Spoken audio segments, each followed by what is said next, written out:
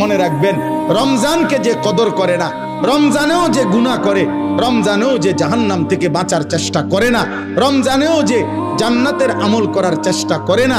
ভাই আমার, ছেলেরা আমার, বাবা আমার, পর্দার আড়ালের মা বোন আমার, সবাইকে এই শেষ কথা বলি। আল্লাহ রসুল বলছে, জিব্রাইল আইসা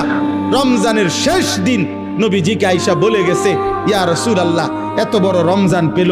ইফতার, সাহারি, তারাবি, এতেকাফ, শবে কদর, প্রতি ঘন্টা মিনিটে এত মাফ নেওয়ার সুযোগ থাকার পরেও যেই নাফরমান জাহান্নাম থেকে বাঁচার চেষ্টা করে নাই, গুনাহ থেকে আল্লাহর কাছে মাফ নেয় নাই, জান্নাতের জরুর আশা পূর্ণ করতে পারে নাই, আমল করতে পারে নাই, খোদার কসম নবীজি বলছে,